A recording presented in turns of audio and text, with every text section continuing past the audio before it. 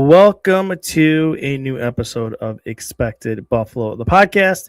We are brought to you by One Pie Pizza, onepiepizza.com, located at 2185 Clinton Street, and Hiller in Comerford, hillercomerford.com, 1866 Hiller Law for your local personal injury and disability go-to. Here we are on a Sunday early morning. This is different for me. So look, when I do most of my podcasts, 95% of the time, they're at night. So all of the lighting and the situation I have here in the wonderful Expected Buffalo studio, aka my basement, is set up for a nighttime podcast. So I have battled the last 5 minutes the sunlight that is protruding in here, because that is a rare thing, something we don't deal with, but we will make our way through. But why are we recording a podcast on a Sunday morning?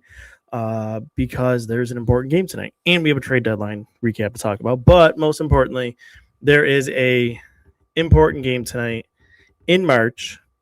Rarely happens. Not only is it an important game, like, you're trying to get back maybe in the wild card or climb the standings. This is a game for first place in the division. First place in the division when you're on a 6-game winning streak. The Tampa Bay Lightning are coming into your building, and I don't know. I woke up excited. I was excited yesterday. Thankfully, maybe in the first period they were a little bit slow, but the team didn't overlook Nashville yesterday, because I sort of was. I was more looking forward to today, but they picked up the win yesterday, and then here we are. Big game to determine, at least today, who will sit atop the Atlantic Division on points, because the Lightning have played 2 less games, so they'll have that game in hand, and the point percentage be ahead on points percentage no matter what the outcome is. Sabres win, or obviously the Sabres lose, they would be too. So on points, we could sit atop of the division at the end of the night. But we'll save that for the end. The beginning of this, the majority of this, is going to be a recap from what the Sabres pulled off, what didn't happen, some things that could be revisited in the summer, and then we'll get into a little bit about tonight's game. So let's start off, like I said, with what did happen.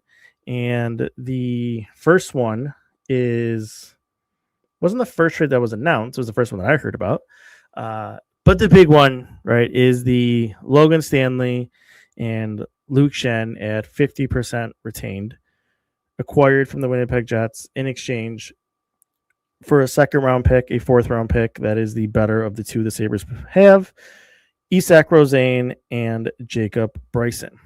A package. I wouldn't say it's significant assets by any means, but a package of players to get a couple of big defensemen. So let's talk about Stanley and Schenn.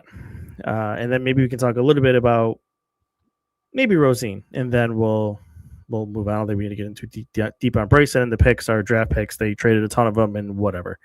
But let's talk about the players they got first. So we'll start with Luke Schenn, because I think he's the easier one, and I think it makes sense what they're going for there. So he's a 36-year-old right-shot defenseman. He will be a free agent at the end of the season. It's a guy who was brought in that fits what they were looking for.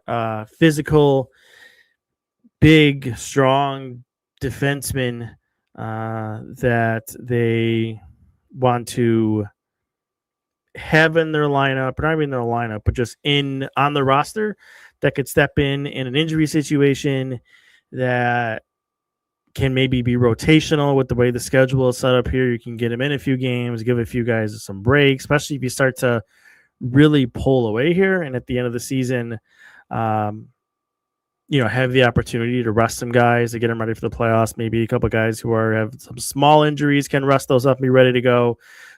Having the roster be as full as it is, and not having roster limits anymore, gives you that flexibility and the opportunity to do that. So really, I think Schenn is a guy with the Stanley Cup. He's a guy who's experienced in the playoffs. I think he can help this team on and off the ice as a veteran to help them through the grind of a 7-game series and maybe more than one round. I think that'll be helpful to have around. On Stanley, this is the one who I think should definitely play consistently, if not every night. So he's very likely their new sixth defenseman, left shot, 27 years old. He also will be a free agent at the end of this season. 6'7", 200 and something pounds. Just a big dude, big guy. When you see him on the ice, it's, we're used to Tyler Myers and to Tage and some big players, but he just, even he played Winnipeg, he stood out as just a big dude. So he'll be noticeable right out of the gate. He wears a big guy number, 67. A big guy number is 57. It was like a big guy number when Myers wore it. 67 is that big guy number. But he's, look, I'll be honest. Let's start there. I've written about it. I've posted on social media, so this isn't going to be a surprise if you follow me. He's not one of my favorite defensemen by any means. I think that there are certainly some deficiencies in his game. This is not a player that I would anticipate or at least hope that they have visions of extending. Now, if things go really well, maybe my opinion on that will change. I'm not anticipating that. So let's start with some things that I think are problems, and then we'll end on a good note. Start bad and good. His skating in this system scares me a little bit. For the most part, the Sabres defensemen, all of them skate pretty well. Even Samuelson, who you could argue is the worst skater of the group, still moves pretty well. And you have to, in a Lindy Ruff system, you have to be on the rush, you have to move in the offensive zone. Even in the defensive zone, you want to be able to move around and all that. So that is a little bit concerning. Now, I don't want to make you think he's a pylon if you haven't seen him play. He's not. He moves okay for a guy who's 6'7", but not the best, especially in the defensive zone or defending the rush. I think there's some speed could get around him, or at times even be caught flat-footed. That's all possibilities. Now, where he can counteract that is you're 6'7" and you have a monster reach. That's where you can take away space, you can take away time, and counteract maybe some of the limitations you have when it comes to your foot speed. The other significant issue that I have here is the passing. So throughout his career, he's been a bad exit defenseman. The exits have been bad. That is not ideal. Now, you have Kesselring, who's himself, I don't think is the best exit defender. You would anticipate the two of them are going to play together. I guess we'll see. Maybe Ruff decides to go with Power and Kesselring, and then we'll put Byram with Stanley, and you have Byram who's a better puck mover, and maybe that alleviates some of it. I don't know. We'll see when he gets in the lineup, when the whole visa thing gets figured out. Hopefully at some point this week, the two of them can get into the lineup for the games that they have. But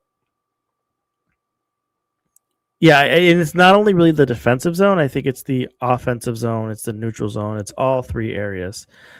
This team thrives on flipping defense to offense, getting the puck out of their zone, taking it, getting on the forecheck, or attacking on the rush. And if you have a defenseman in your group that can't efficiently do that, it's going to become a problem.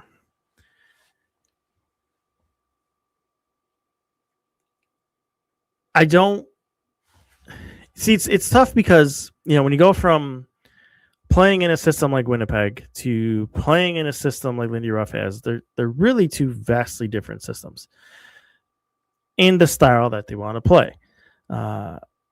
So maybe with a little bit more of a leash, maybe with some better forwards, maybe with some better defensemen who could take some of the pressure off, all of that is not going to be a major issue.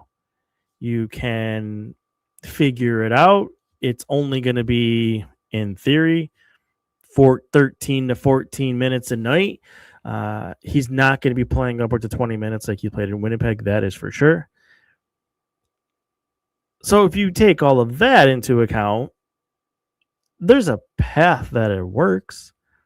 This isn't like the worst thing that ever happened in a sense. I'm not saying people are saying that, but uh, it's your standard. The way I described it to some people is a reverse Kessel ring, right? In Kessel ring situation, you took what was a third pair defenseman, and you were hoping that he could boost into a top four defenseman. So far this season, understood with the injuries, hasn't gone that way. Thankfully, Byram, Samuelson, Power, and Dahlin being Dahlin, you're fine. It doesn't really matter. In this instance, they're taking Stanley, who, due to the injuries or whatever have it, in Winnipeg, was pushed into a top four defenseman role. Not going to be the case here, like I said. Now you're taking him and putting him in a role where you can shelter him more. Maybe you can give him certain situational zone starts, shift starts. You could match him up better against certain lines so he's not facing the opponent's top lines continually.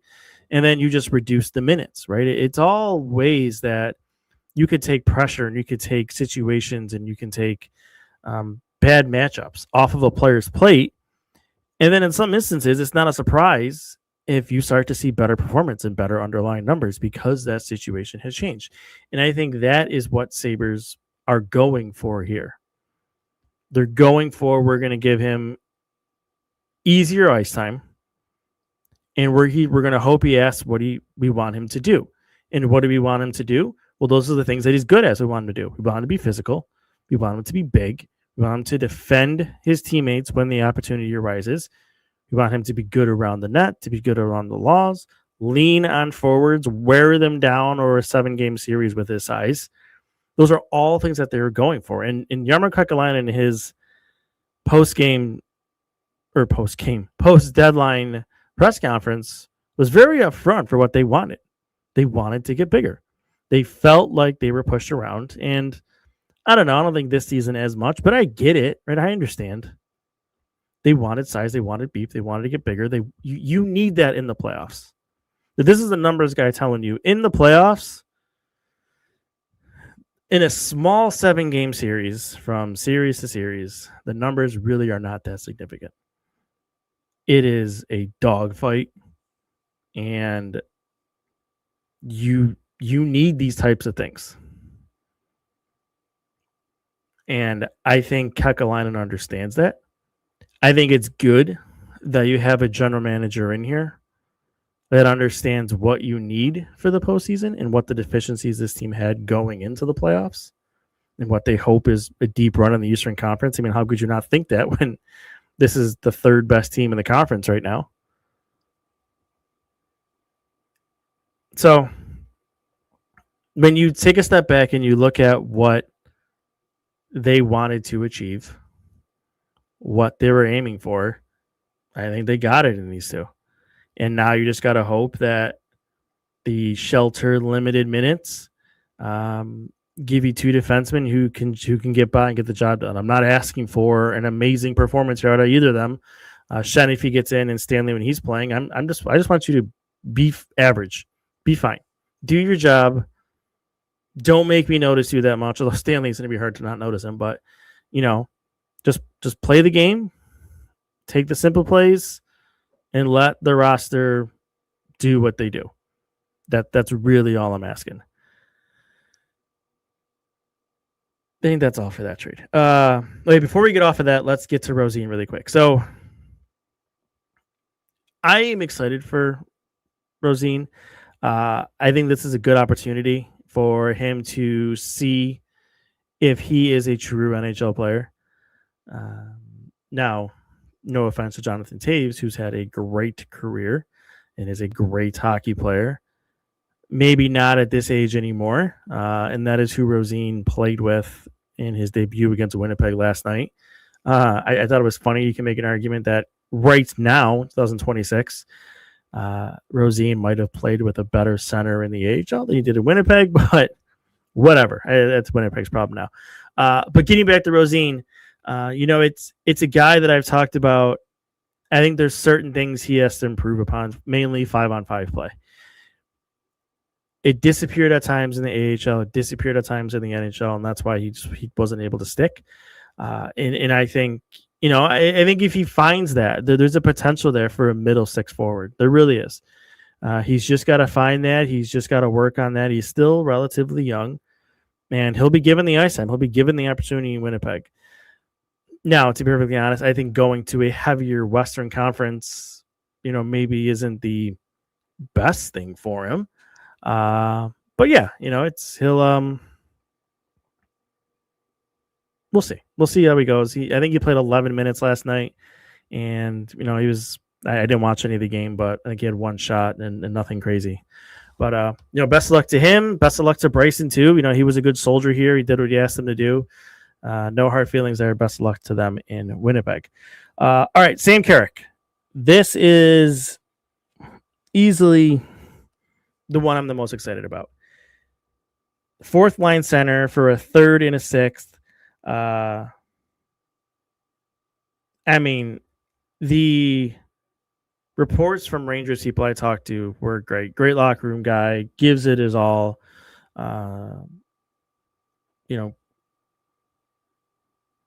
Just does everything you want him to do and understands his role on and off the ice. And he didn't play a ton yesterday, and I get it. I mean, he didn't even get a practice in. He's out there making his debut. But we saw it in game one. What does he do? Wins those big faceoffs. 2 big faceoffs at the end of the game against Ryan O'Reilly, one of the best centerman faceoff guy in the league. And he gets in there in that big pressure moment, wins those 2 draws, and is on his way. So good start there. I'm excited about the player. He can kill some penalties once I think he gets familiar with this team. And we've already seen he's going to be a big part of those big moments late in games, those draws, those killing games, those finishing games. And again, that is an important piece going into the playoffs and the postseason, even down the stretch run here, trying to get these points when you're fighting for seeding in the conference. These are all going to be important things. And, it's the potential that really he could have the biggest impact of these moves. And you say that's weird for a fourth line center, but it's because I think he'll be put in bigger, more focused situations than Stanley or Shen or Tanner Pearson, who we're going to get into here in a second really quick. I think he'll be put in those situations. In a couple draft picks, fine. It feels like they've needed that fourth line center for a lot of this year. I know Krebs has been okay, but the fourth line overall just hasn't been there. So that's easily the one I'm most excited about. And, we'll see obviously how that keeps going here throughout the remainder of the season into the postseason. The last one, Tanner Pearson. There's not really a lot to say there. 33 years old, I think. And Carrick, by the way, is the only one of these 3 players they got who does have another year left on his deal. So Carrick technically will be on the team next season. But Pearson is going to be a free agent when the season ends. 33 years old, I think. So he's your 13th, 14th forward at this point. Similar to Shen, I'm not anticipating he plays a lot. It's injuries. It's rotation to keep guys fresh and healthy down the stretch. And, if guys get beat up in the playoffs, he could step in and be fine, serviceable as a fourth line player. Cup experience. He has a ring. Shen has that too. Stanley has the experience. Carrick has long playoff runs. You can kind of just say, bang, bang, bang, bang. You're hitting all those important things, right? They really went out and looked for certain things, and they got them. And again, credit to Yarmo. People might not like the prices you paid. It seemed like it was a seller's market. So be it. You got what you wanted. You got what you needed. And now we see how that carries you and impacts you. Okay, let's shift to, what didn't happen, but almost did. And that mainly is focused on the Blues, right? So we'll start with Rob Thomas.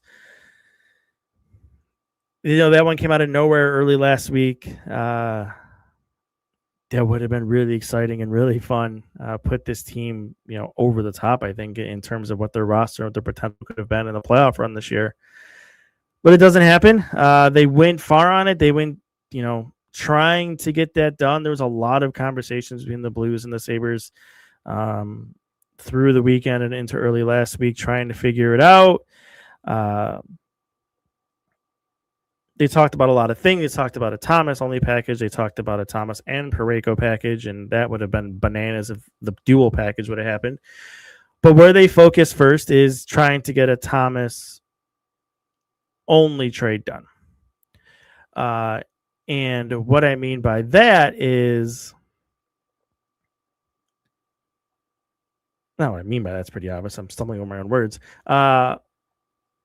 The reason for that, I think, is, like I said, because I think the bigger package became too much to figure out. So they focused on just Thomas.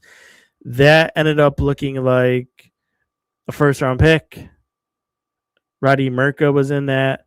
One of their top forward prospects. You could make the assumption of who that would have been. And then I think maybe they started just tossing things at the Blues to try to get over the line. It wouldn't surprise me if Devin Levi came up at some point. It wouldn't surprise me if Rosine was going to be in it or both. I don't know. The Sabres really wanted a futures loaded deal. They were very against touching anything on this roster.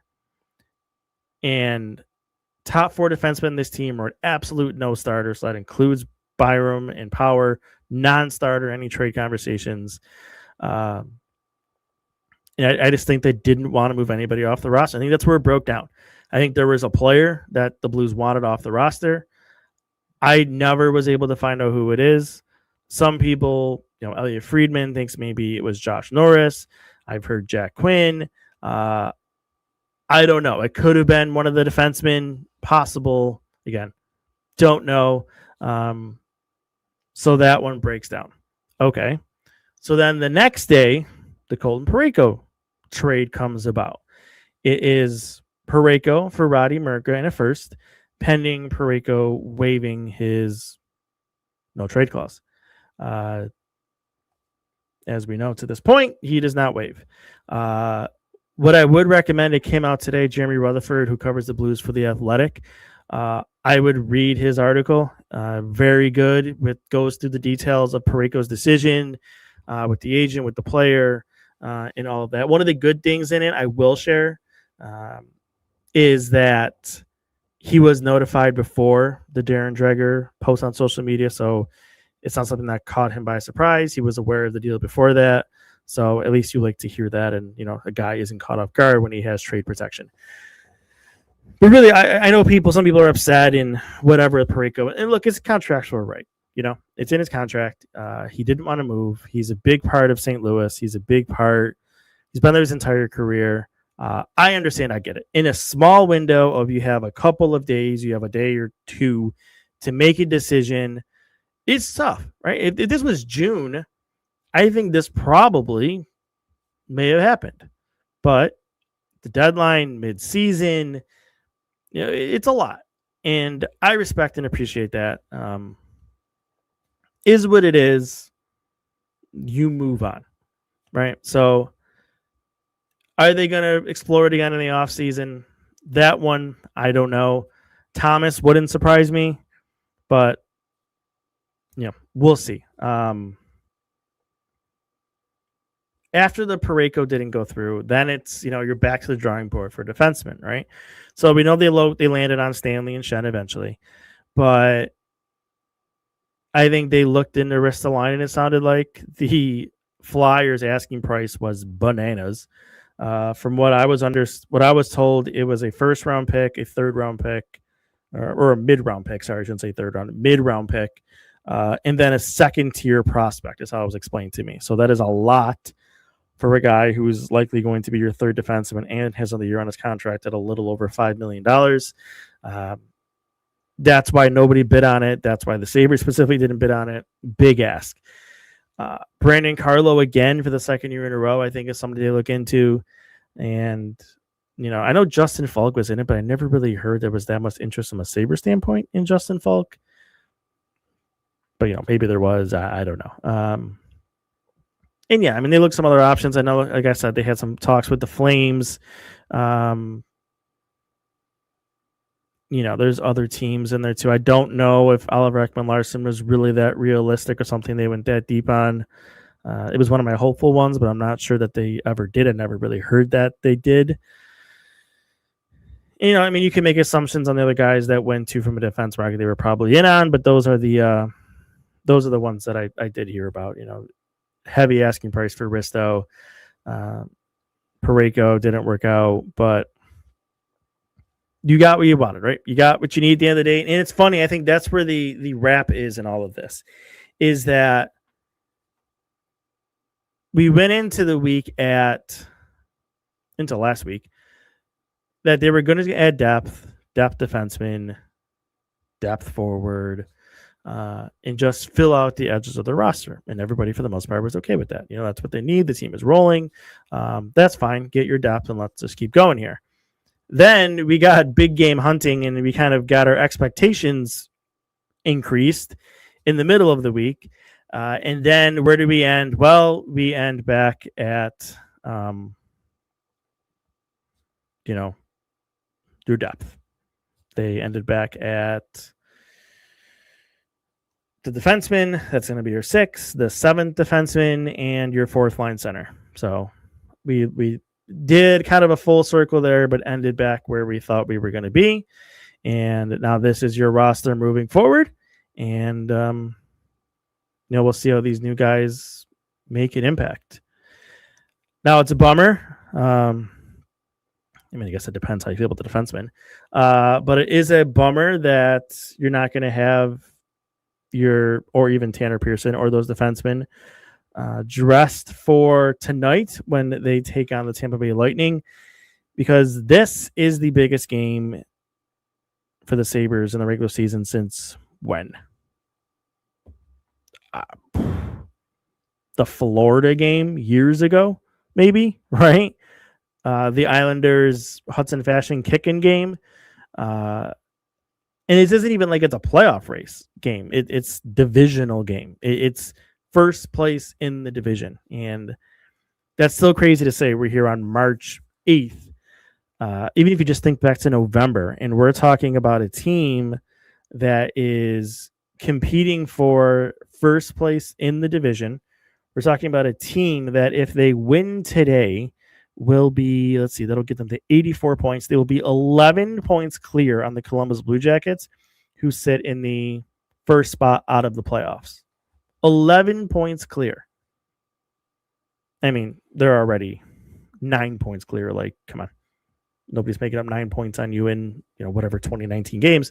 That's why you have 99% playoff odds. But still, like, just to think about it, I think that's kind of the first thing as I'm sitting here, is thinking about in the moment of just how wild from November to March this season has gone and where they're in now. And now we have tonight.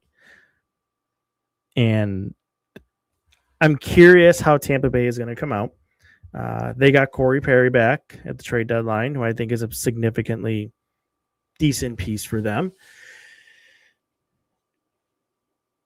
The last game, a 5-2, that was a beating, but maybe that is the right word, in Tampa Bay by the Sabres. That was a feisty affair. A couple guys got injured. There were a couple scrums. I wonder if Tampa Bay comes into this one a little bit feisty, looking to maybe send a message that they're still the best team in the Atlantic, still one of the best team in the Eastern Conference, in an established dominance, I guess you could say, kind of way. But the Sabres have to be ready for that. And I think being in your own building is a good thing. You're going to have the fans behind you. You're going to have the energy. You're going to have all of that, the adrenaline of it, right? Being in your own building and having that big game feel. I'm excited for a back and forth game. Just it's playoff feel, right? Playoff atmosphere, playoff feel between two of the better teams in the conference. If you look at the underlying numbers, Tampa Bay's numbers are certainly better. They have a better power play. You could even say there's some more skill probably on that team. You're going to get Braden Point in the game this time. That wasn't there last time. Sorelli is another one. I think Sorelli did play last game, but Point did not. So Point will be back in this game. Tampa Bay will be without a few guys in the middle to bottom of their lineup that are injured still. But you're pretty much getting both teams at full health. And we're going to drop the puck, and we're just going to see who's going to stand atop at the end of the night. And I can't wait. Can't wait for 6 p.m. It'll be fun. So I after this, I definitely have to go find things to occupy myself for the next 6 hours to make the day go by a little bit quicker so we can get into that, get locked in. And then we, of course, I'll have a post-game podcast today because you have to have that, right? So, yeah, I think that's it. I hope everyone's excited.